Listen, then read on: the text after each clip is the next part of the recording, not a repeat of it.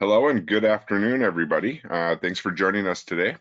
My name is Jason Lotzer, and I'd like to welcome you all on behalf of Blue Cross Blue Shield of North Dakota to the Population Health webinar for employers.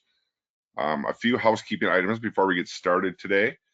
Everybody will be on mute during the webinar, but you'll be able to ask questions at any time as we're going through the content here. So if you look at your GoToWebinar panel, you'll see a questions tab in there. You can go ahead and ask the questions and we'll answer them live and on the fly as we're going through the content. So as those questions arise, just type them in and our presenters will get those answered for you today. If we look through our agenda today, with rising healthcare costs, we're going to go through some innovative solutions that'll help cut or bend the cost curve in a positive way. We're going to share our Blue Cross's holistic approach that addresses the overall health and wellness of our members that we serve. So some of those things include how population health ties to our overall strategy to bend the cost curve, wellness offerings that help address the continuum of care, innovations in care management, working with providers with our value-based care Blue Alliance, and how data is driving our overall approach. And then we'll end today with questions and answers if there's any that we didn't get answered as we're going through the content today. So our presenters today that'll be sharing this information are going to be Dr. Greg Glassner, the Chief Medical Officer at Blue Cross Blue Shield of North Dakota, and Lacey Berg, the VP of Clinical Integration. So thanks again for all of you for joining us today, and you can take it away from here, Dr. Glassner. All right, good afternoon, and thank you for that introduction, and welcome everybody to the webinar. We're going to start off just with a real general issue. What is population health? And really, quite simply, it's strategies and interventions to maintain and improve the health of a defined group of individuals, that would be our members, across the healthcare continuum at the lowest necessary cost. So why are we doing this? Healthcare costs are going up dramatically, and we're going to try. What this really means is we're trying to get upstream on the chronic disease states, try to manage those diseases to their optimal level with the providers so that we can improve the quality of the life of the members. And then that does lead to less cost going forward.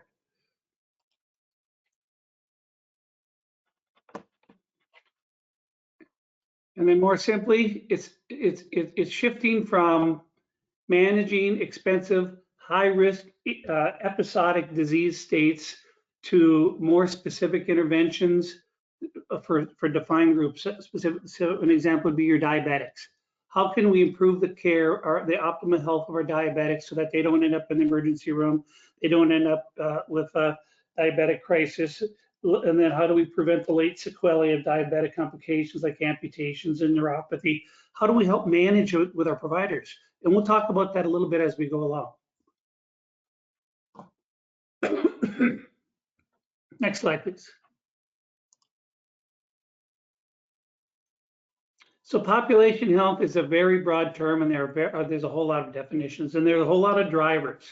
So simply, if we look at what can we do with a provider network design, and then working with your providers and partnerships to drive clinical improvement in the outcomes, and then work with your clinicians and work with the groups to drive wellness initiatives, and then those through product design and social determinants of health. All that results in community partnerships, policy development, collaboration with different groups. How do we use reimbursement methodology to drive behavioral changes with our providers and then eventually with our members? And what is the Caring Foundation? How does the Caring Foundation fit in to local community support for health and well-being? And in the end, it is working with all stakeholders, members, providers, employers, all to improve the health of the members, which leads to a decrease in cost.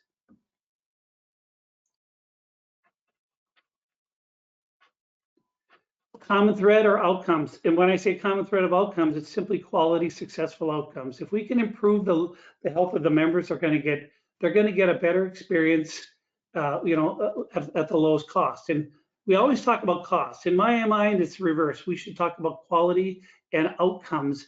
That leads to lower costs. And if we can make that a quality experience for the members by engaging the members and their employers, in that process, it works better and we get better outcomes, which then leads to lower cost.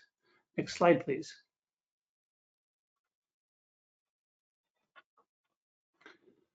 So again, the common thread or outcomes, here's some examples: advocacy and policy making to address health disparities, improving health outcomes of populations in need. One of the silver linings of the pandemic is, telehealth, explosion of telehealth. Telehealth has facilitated the opportunity for us to really engage with the mental health population, because a lot of those visits can be done through telehealth. People don't have to come into the clinic, and then they can still maintain a relationship with their provider and improve their health outcomes. If your mind isn't healthy, then you just generally don't take care of yourself as an individual, and your overall health well-being is lower. So, telehealth is one opportunity to use population health to identify those individuals that need. Those create strategies to impact the safety and cost and the clinical outcomes.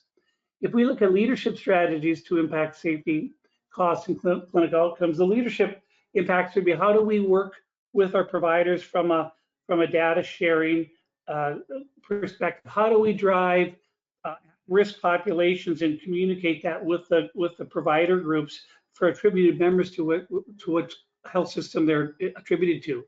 And how can we use education to improve clinical decision making and evidence-based practice? That really means best practice guidelines. A lot of times clinicians they all think they practice good medicine. They just don't know what they don't know. They don't know which patients aren't following their screenings. They don't know which patients are current on their diabetic screening or the colonoscopy screening. So we can use our information, educate the clinicians, and then follow best practice guidelines to get the best outcomes. And then we can actually help develop practice guidelines and develop care management strategies individualized for the super high risk group. That leads to better outcomes, which eventually leads to better cost.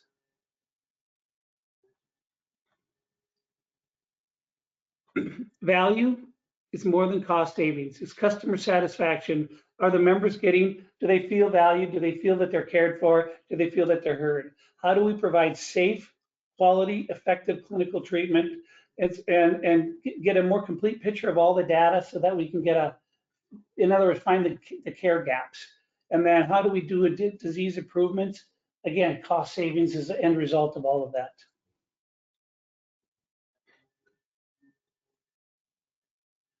And then opportunities for population health partnership. We can work with providers, we can work with employers, directly work with members, and then collaborate between all of them. Collaboration between the members and Blue Cross, employers and Blue Cross, providers and Blue Cross, and then that eventually wraps them all together. And if we have better communication, share better data, find out where those care gaps are, we're going to improve outcomes.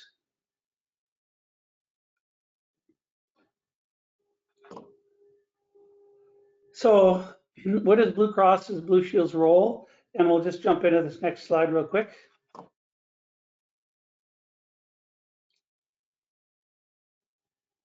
So our strength is the information that we have in each of the members. This allows us to identify specific opportunities for care intervention that based on their individual history, and then using our care management teams and working with the provider groups to get upstream. One of the questions that we had and I'll just read it, is Blue Cross and Blue Shield having serious communications with providers about the dire necessity of constraining costs of healthcare? The healthcare increases. Healthcare costs a lot, and the costs seem to be outpacing inflation. And the old model of fee for service, where you come in, you get treated, you go home, there's a cost to that. That is breaking the Bank of America. It's not just our Blue Cross members. So if we can get upstream through a population health mindset and manage disease before it becomes significant, we will lower the cost and improve outcomes. We are having talks with our providers about future fee increases. Well, the future fee increases we're going to drive towards value-based fee increases. How do we get more value for what you pay when you go in there? Why does it just cost more tomorrow than it is today? What value did you get for that? So we're trying to drive a model of reimbursement that says we want value for the care that's delivered. We want you to improve the health of the members, which will reduce the cost of the members, and then some of that savings can go to the provider group so that they can maintain their operations.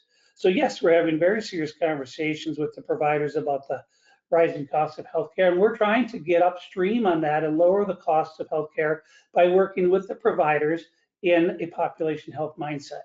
Next slide, please.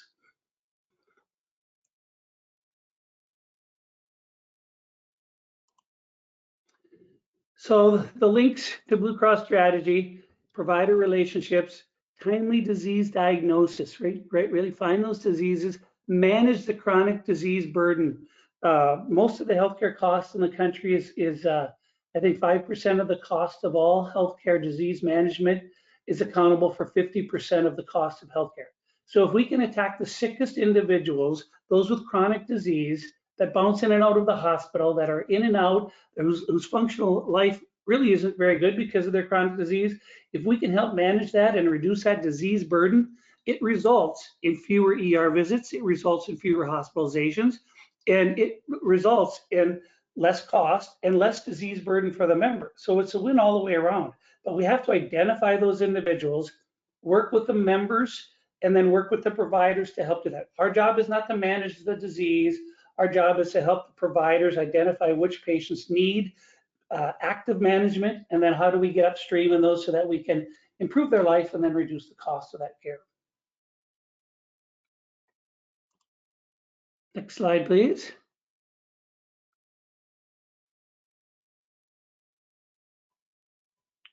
Okay, so the future model that you're looking at, everybody has a disease, population health to some degree. Everybody's working on medical conditions, advanced illness, those advanced directives. How do we deal with maternal and child health? If we can manage mothers appropriately and get the newborns off to a healthy start in life, that disease burden for that child goes down exponentially over the life of their life. High acuity transitions of care, it's a very risky area for members. So when you get discharged from a hospital, quite often you don't understand the instructions. You're not sure what your disease process were, what are your new medications, how you should take them. So a transitions of care out of the hospital back to home, and then a short-term follow-up visit, but then a check-in by somebody after you get discharged from the hospital reduces readmissions and gets better post-discharge planning. Pharmacy integration, the medications are so many and they're so complex and they're so expensive. How do we know people are being adherent to their drug treatment plan? So we need to work with who's taking their medications, who's not taking their medication, more importantly, and then how do we do steps to intervene to get people to take their medication so that they get the benefit of the drug that they're doing. When you see prevention and well-being, how do we engage members to be proactive in their healthcare state so that they lower their disease burden going forward? And then, in the COVID-19, you'll see a flare of behavioral health and substance abuse issues. Well, we can use telehealth to address those issues and connect with your provider. And then we can try to identify those at-risk individuals and then try to, help facilitate visits with providers through telehealth or individual visits so that we can address these issues before they become a problem. All of that sits on top of social determinants of health. And then all of that, it ties back to the providers on a value-based care model where they get paid for showing value. And then on the very top of that pyramid is, does the member have a good experience? Are they getting a good outcome? Are we improving their health overall so that they have a better life? Next slide, please. So I think Lacey's going to take over from here. And if you have any questions, please send them in and we'll answer them as quick as we can. Thanks, Dr. Glasner. Yes, so my name is Lacey Berg, as you heard at the beginning, and I'm the Vice President of Clinical Integration. And as I was looking at the attendee list, it was great to see some names that I recognized from previous conversations. And I just have to tell you, I'm so excited to be able to talk about this topic with you today. I think that population health is just so important. And as we think about the role of Blue Cross Blue Shield of North Dakota, as Dr. Glasner was saying, in contributing to the management of the health of our members, we take that very, very seriously. And so this is a very exciting journey for us to be on. And I think, as I visited with some of you previously, we've talked a lot about some of the great programs that we have brought to you all over the years. Really from our intensive case management to some of our wellness programs around resiliency, and wellness. And really, as we think about population health, it's really an evolution of all of those great programs. So really analyzing the needs of our population and then making sure that we're bringing things to meet those needs, and then continuing to evaluate to ensure that we're successful in that and what the evolving needs may be. One of the kind of interesting things when you think about health overall, and Dr. Glasner touched on it with the social determinants of health, is there are so many things that drive health outcomes beyond medical care. We know that there are many, many things, including social support, access to nutrition, all of those different pieces that play a very strong role in whether or not someone's disease is well managed, whether or not they develop disease, all of those different things. And so as we think about population health, it really is thinking about that whole continuum of how do you help the folks who maybe do have good health maintain that, and understand their goals for maintaining that, all the way to maybe those folks who are having more of an acute event that they need help navigating through. And so we really want to consider all of those different sort of groupings of patients and their unique needs. I can go to the next slide, please. So I think a great test of our agility, if you will, in population health is really what we've all seen this year with COVID-19. There have been so many things that have changed about just our everyday life, the way that we buy our groceries, the way that we access our care, and the way that we interact with our families. And so certainly that's required a lot of work on our end too, to think about what we need to adjust in order to meet the population health needs of our members. So just as an example, as we think about the COVID-19 crisis, we really had to think about what expansion of benefits did our members need. So what did we need to make sure that we were covering so that they didn't experience barriers in getting the testing that they needed, or worrying about those downstream treatments and how much those were going to cost. You know, recognizing that communication is so important at times like this, we really work to get a dedicated space up on our website to make sure that providers and members had access to that information. And then just thinking about those community pieces. So really recognizing, watching what the Center for Disease Control was recommending, what the North Dakota Department of Health was recommending, what from a regulatory perspective was going to be required. I think all of those were really kind of a case study, if you will, in reacting to a population health need. And certainly that's an ongoing challenge that we all face together. But as we think about even how we've managed to date through all of that, if you advance to the next slide, I think you know, there are population health pieces that fit in with that. So as we think about how people access information and access health, for all of that continuum of health, like we were speaking about earlier, really information is so key. And so part of our population health approach is to make sure that our members are informed. So we do work with WebMD to provide a Healthy Blue platform for members to be able to go out and get information about healthy eating. They can participate in different workshops that are around disease prevention or smoking cessation, all of those different things. There's some exercise logs and trackers and things in there that they can be using. You know, when we think about COVID-19, a lot of folks really had to do significant self-management, if you will, of some of these things. And so just making sure there's access to that information is so important. And we feel that looking forward with population health, that's such an opportunity to continue to evolve. As consumers, we're very self-directed often. We do a lot of our own research. So making sure people have access to good information is very, very important to population health. Dr. Glasner touched already on telehealth and really what we've seen with that. I think as we consider care and how care is delivered moving forward, we certainly have learned from this pandemic that a lot more can be done virtually than we realized. And so thinking about how people want to access their care in the future, or perhaps where there are barriers or access issues, this is such a great option to be able to supplement to make sure that people can access the care they need to manage their healthcare needs. So that's really something as we look at our population health strategy that is really important. We've had a lot of discussions about that, and we'll continue to discuss how that fits. There's, just thinking about some of the other pieces, knowing those limited resources, that folks have had during the pandemic. Maybe their gym is closed, not as easy to get to their established visits, all of those things. One of the things that we've really focused on this year too, in addition to the information through WebMD, is different programs that are a little bit more targeted. And these programs have been offered to our members through the end of 2020 at no cost, with the exception of MeQ, and I'll talk about that one in just a second.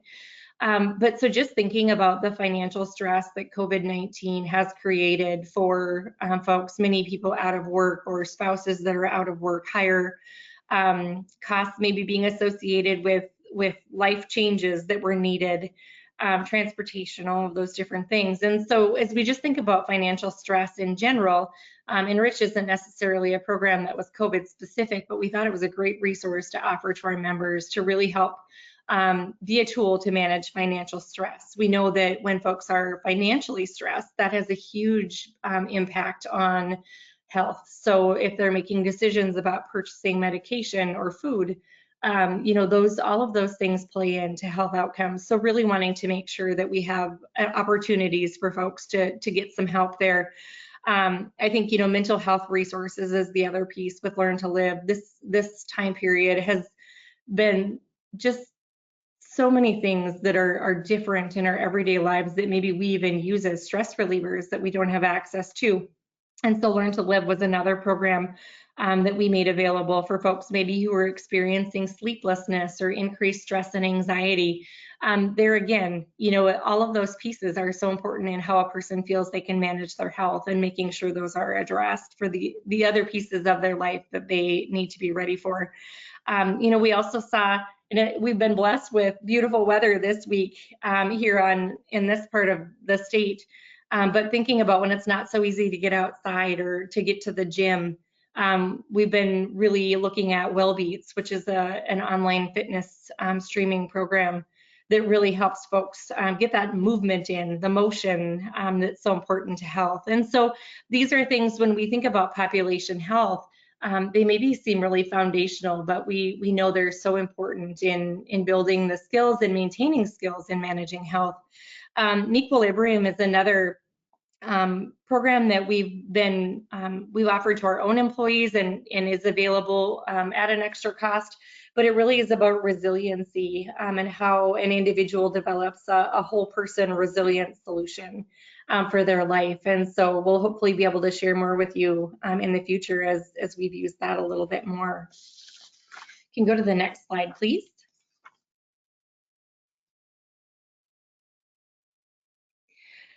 So in addition to some of those maybe more self-directed options that we have for helping folks with their health, we've also had some really exciting innovations in our care and case management area. And I think we maybe talked about some of this that was coming before, and it's really fun to be able to share that it's become a reality this summer. In June, we were able to implement a new case and disease management platform within Blue Cross Blue Shield of North Dakota. And we have a partner that is helping with the software. They're called MedDecision. And MedDecision has been in this business for over 30 years and supports something like over 85 leading health plans and organizations. And one of the really great things for us is that they have a lot of experience on how to use data quickly to really hone in on the members that maybe are a little bit, maybe you could consider to be a little bit higher risk, or their potential for high risk events in the future. And so this has been really neat to see, because what it does is it takes the data that we have, so membership information, so demographic information, and then claims, both pharmacy and medical, and it runs it through its algorithms, and it really helps us hone in then on those members that would benefit the most from our case and disease management services. So some of that is disease-based, some of that is utilization-based on how folks are accessing care through emergency rooms, for example. And so it also contains a lot of really great tools of evidence-based clinical resources so that our staff who are working with the members can really customize those care plans based on evidence, though, to ensure that we're meeting the needs of the members. And a huge piece of that is really understanding the barriers that each member experiences and helping them work through those.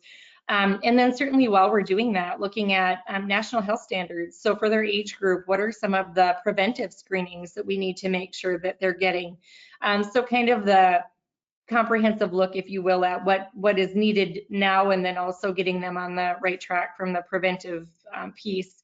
And we really, our goal is to improve those outcomes and also then to help reduce costs through better health management. And a lot of that is just ensuring that the appropriate care is happening at, the appropriate site at the appropriate time, all of that for our members. And so I think just really having those new supports with data and how we analyze our data to get us more quickly to those groups of members that will benefit most is really exciting and such a key piece to the success of our program. You can go to the next slide, please. So in particular, with the case management system,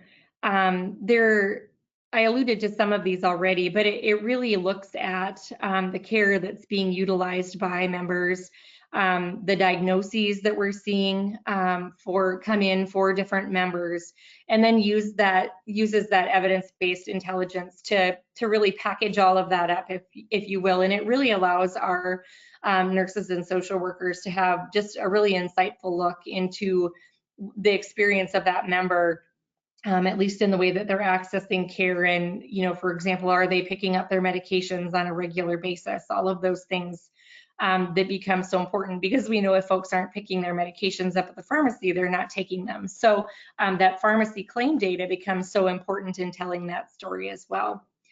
And then really some really great analytics that we're able to start pulling out of there, looking at some of the conditions that we know really contribute to high dollar. And it's really a cycle, right? So when we start to get some of those analytics, then we can build better programs around interventions for those members, and we can kind of track who they are in a different way. So really, really fun to see this all coming together, and we're excited to keep you in the loop with some of the advances that we're seeing and able to put in our program based on that. And go to the next slide, please. So I touched on data specific to the case management system, but really wanted to just speak a bit to how data drives our overall approach in general. So Dr. Glasner talked a little bit about some of what we can bring from a value perspective to population health, and this is really key. As we look at all of these different pieces of information, we really can start to develop those group-specific population health approaches. And when I say group, I know there's lots of things that can mean. It may mean, a set of folks that have the same chronic disease. It may be an employer group. It may be any subset of a population that you can think of that there's some commonality between. But that's how we really want to start looking at and evaluating the things that we're putting in place. An example of this is with our Blue Alliance program. One of the things that we saw was, in particular, and when you look at national data as well, in North Dakota rates fairly low on the list as far as compliance with well child visits. And so that was an example where we partnered closely with providers, helping give them member information specifically around gaps where kids maybe needed to have well child visits that were being missed. And then the providers were partnering with communities and with their patients to get those children in for those visits. And we really saw an improvement overall then in the well child visits. So that's how data can really, really drive and make a difference in health outcomes. Next slide, please.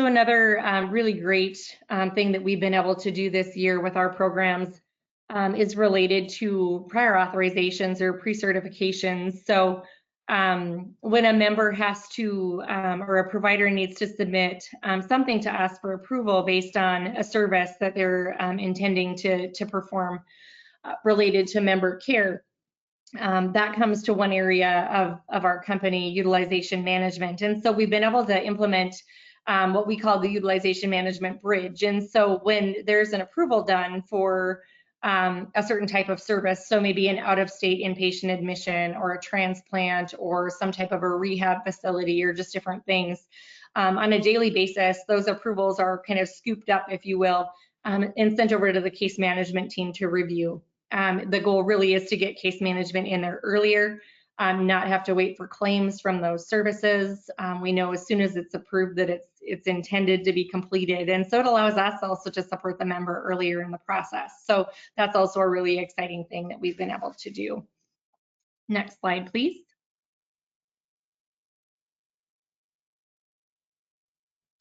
So Dr. Glasner also touched on Blue Alliance a little bit, and I'll just speak to that a bit more as far as how it fits into our population health approach. You know, we recognize that population health really requires many, many partners, and one of the partners that is just key to all of this certainly is the providers and our relationships with the providers. And I think our program really demonstrates our goal around a fundamental change in the way that healthcare is paid for. You know, that whole idea of the more patients that can be seen in a clinic on any given day, the higher the revenue is, you know, all those different things. It just kind of incents them in the wrong way, if you will, outcomes. And so the Blue Alliance program is really focused on reimbursing providers differently, but also monitoring and driving to quality improvement and better outcomes for our members. Next slide, please.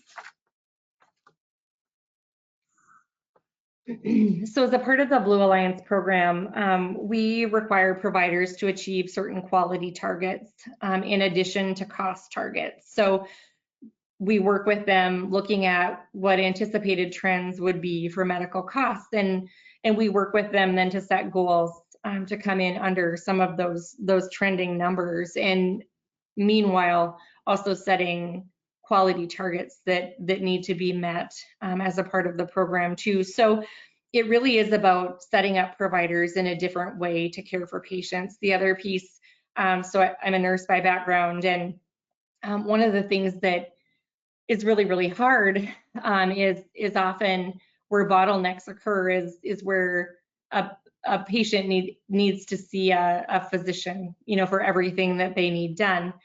And so some of that is based on the traditional fee-for-service reimbursement model, where that's a billing requirement for the provider to get reimbursed. And so certainly providers need to stay in business. You know, it's very, very important to have access to care.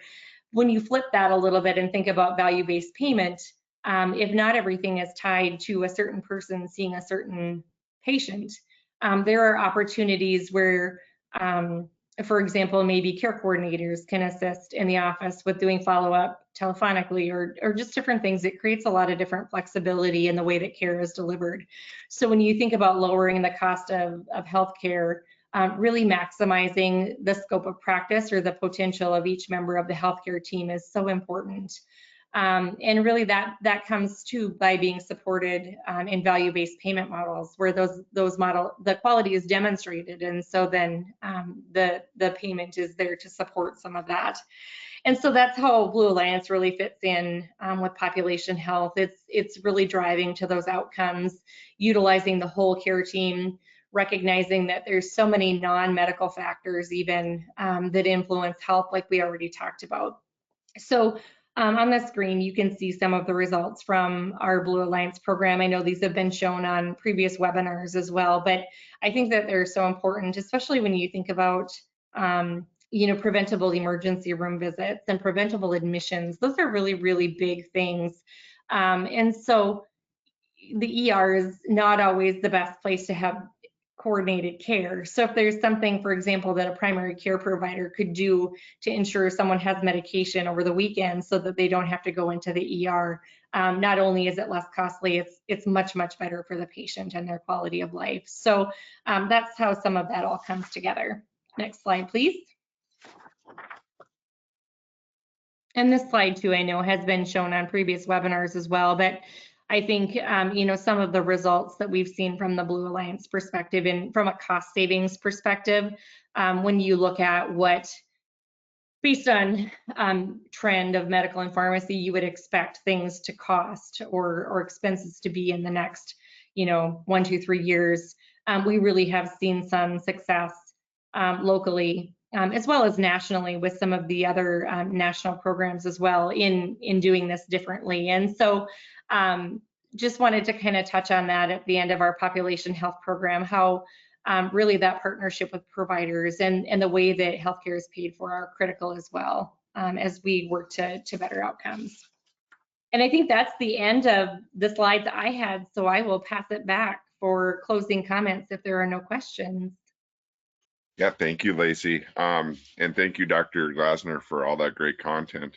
I'm going to mention at this point there is no questions. You guys did a great job going through anything. If anybody does, we can still take those. So go ahead and type those in. I will mention that there will be a survey in the follow-up email to this. We encourage you to take that survey. It helps us provide future content. And then there's also a space in there where you could ask any questions if there's something that came up after the fact. But with no more questions to answer, I guess I'll turn it back over to Dr. Glasner for some closing comments. Well, thank you, and I want to thank everybody for attending the webinar today. We are trying to be reactive and proactive in managing the costs of healthcare. The costs are significant. We recognize the impact it has on everybody, especially in the COVID environment.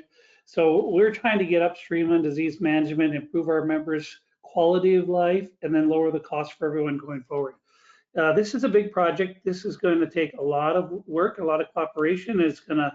There'll be bumps along the road, but we're committed to making healthcare as affordable as possible while improving our members' health at the same time. Thank you, Dr. Glasser, and to everybody else, thanks again for joining us today, and have a great afternoon.